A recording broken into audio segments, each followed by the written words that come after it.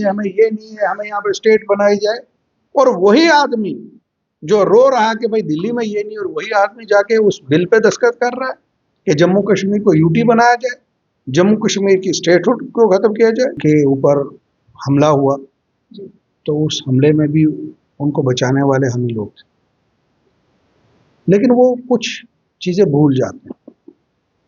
वो रियासत की बात करते हैं, स्टेटहुड की बात करते हैं, 370 की बात करते हैं। तो मुझे लगता है सबसे पहले उनको अपनी पार्टी से रिजाइन करना चाहिए।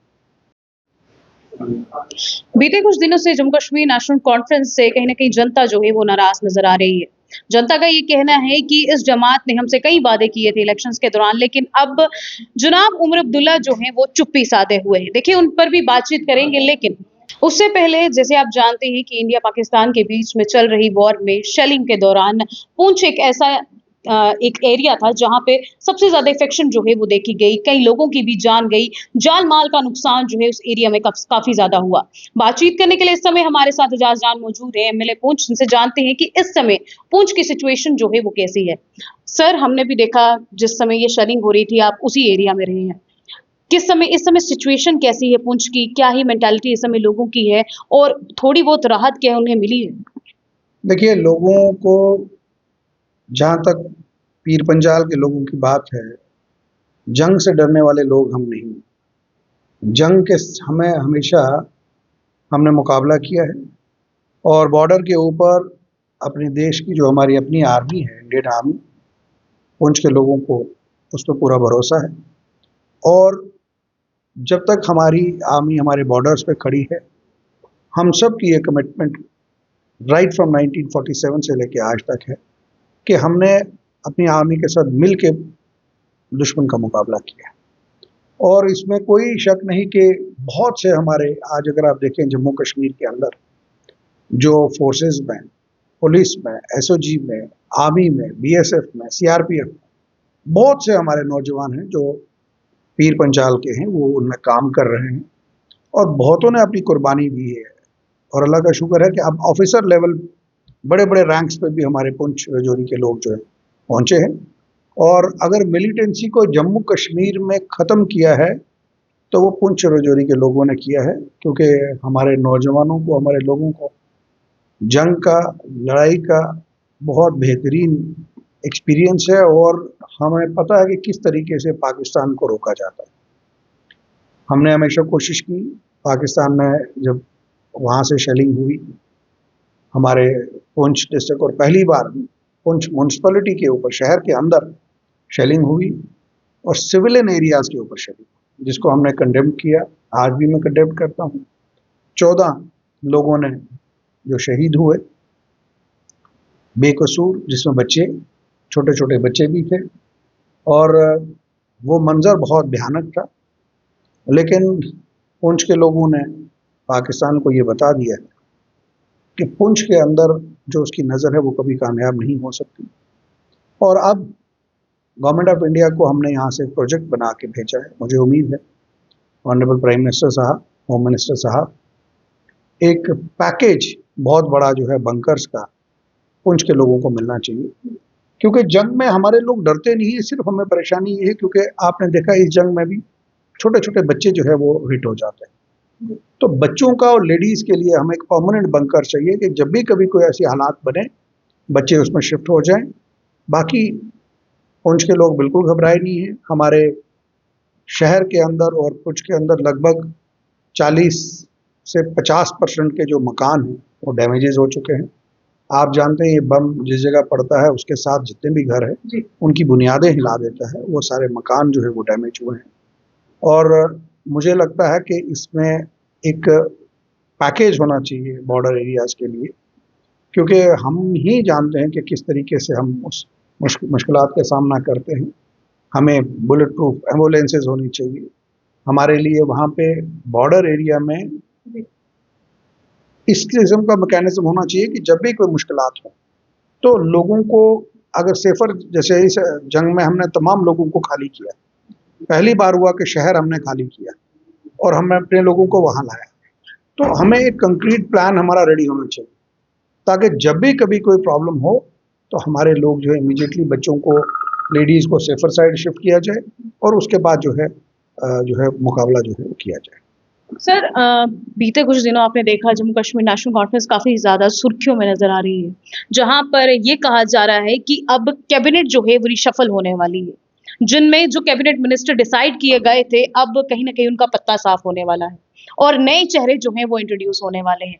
तो इस चीज में कितनी सच्चाई है और कितना ही जो है रिशफलिंग यहाँ पर देखी जा रही है, इस चीज को लेकर क्या कहना चाहेंगे? देखिए, रीशफलिंग और मिनिस्टर्स जो होते हैं ये ऑनरेबल चीफ मिनिस्टर साहब की मर्जी पे होता है, क्योंकि वही अपनी कैबिनेट चलाते हैं। आपकी खुशी कहीं ना कहीं बता रही है कि रिशफलिंग सच में होने वाली है। ऐसी बात नहीं है, ये ऑनरेबल चीफ मिनिस्टर साहब की डिस्कशन होती है, उनकी मर्जी होती है। Being a national conference worker और बीइंग ए एमएलए, हम उमर साहब को फुल सपोर्ट करते हैं। उनका जो भी डिसीजन पहले हुआ, आगे भी अगर वो कुछ करना चाहेंगे, ये उनकी मर्जी है, क्योंकि ये टीम उन्होंने चुननी है किस तरीके से काम हो। हमारी जो कोशिश ये है, मेरी कोशिश ये है कि हमने जो भी लोगों से हमने कमिटमेंट की है, वादे किए हैं, मुश्किलात है, परेशानियां हैं, हम उसको किस तरीके से एड्रेस करें। जिस तरीके का व्यवहार केंद्र सरकार के कंट्रोल में जो पुलिस है, एक चीफ मिनिस्टर को बंद करना, एक चीफ मिनिस्टर को वहाँ नहीं जाने देना, आप इससे ये एहसास कर सकती हैं कि जम्मू कश्मीर का आम आदमी क्या सोचता है।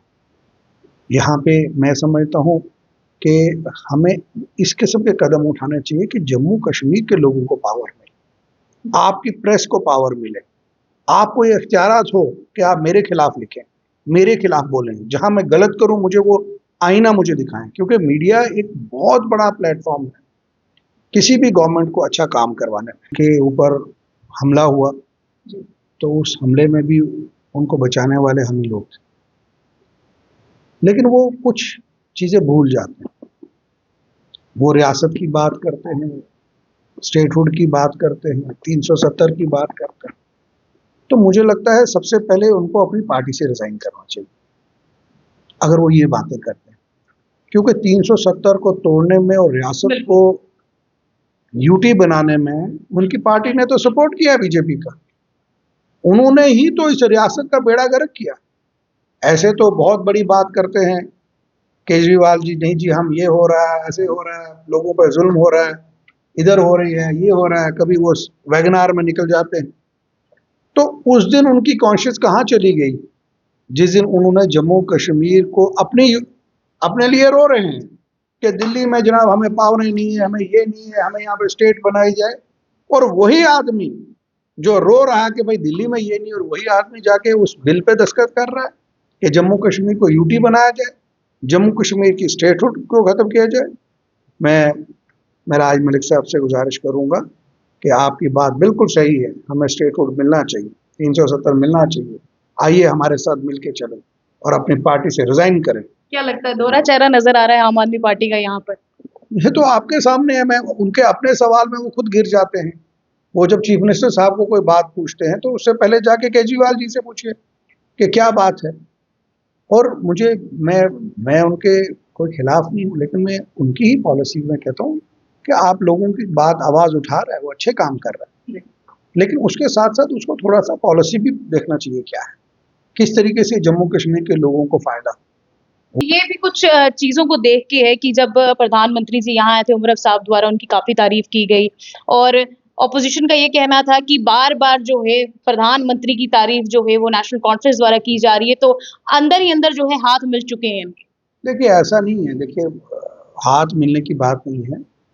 अब कोई माने या ना माने तो मोदी जी तो हिंदुस्तान के प्रधानमंत्री हैं, उसमें तो कोई डिनाई नहीं कर सकता। और जब किसी रियासत में एक इलेक्टेड जीता हुआ प्रधानमंत्री आता है, वहाँ के चीफ मिनिस्टर की जिम्मेदारी ये बनती है। और जम्मू कश्मीर में हमारा जो कल्चर है, हमारी जो सभ्यता है, उसमें हमें ये सिखाया गया है कि अगर दुश्मन भी घर में आ जाए तो उसको भी बड़े एहतराम से बिठाना है, खाना खिलाना है, पूछना है। मेरा आखिरी सवाल रहेगा, देखिए लेफ्टिनेंट गवर्नर का भी कार्यकाल जो है वो खत्म होने वाला है और नए एलजी जो है वो जम्मू कश्मीर में अब इंट्रोड्यूस होंगे। क्या लगता है नए एलजी के आने से पहले स्टेटहुड जम्मू कश्मीर में वापस आई? मैं तो यही दुआ करता हूँ कि पहले आ जाए और स्टेटहुड यहाँ पे हो और स्टेटहुड जब होगी उससे फ़ायदा होगा। और एलजी कौन आएंगे, कब आएगा, कैसा आएगा, ये तो बीजेपी वाले दिल्ली से ही बता सकते हैं, क्योंकि ये उनका डोमेन है, वो किसको लाएं। तो उम्मीद है कोई अच्छा एलजी यहाँ पे आएगा, और मैं तो ये चाहूँगा गवर्नर आए, स्टेट यहाँ बने, और अगला इस रियासत में एलजी ना आए, यहाँ पे गवर्नर आए। और जब हमारी अपनी चुनी हुई सरकार हो तो मुझे लगता है उससे काफ़ी फ़ायदा होगा, लोगों को सहूलियत मिलेगी।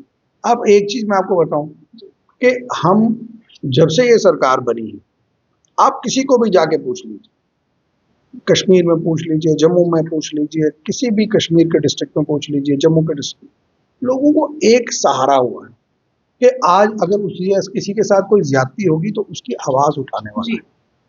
तो मैं ये समझता हूँ सबसे बड़ा काम ये इस सरकार ने, उमर अब्दुल्ला साहब की सरकार ने पहला काम यही किया जो सबको सहारा दिया। तो ये जो एक सहारा है इसको हमें मेंटेन करना है, लोगों को सिक्योरिटी देनी है, लोगों का दिफा करना है, लोगों की जो है वो मुश्किलात को एड्रेस करना है कि किस तरीके से मुश्किलात एड्रेस हो, और जम्मू कश्मीर को टूरिज्म के मैप में और आगे बढ़ाना है ताकि ज़्यादा से ज़्यादा यहाँ की तरक्की हो और हमारे नौजवानों को जो है रोजगार मिले। बहुत बहुत शुक्रिया सर बातचीत के लिए। तो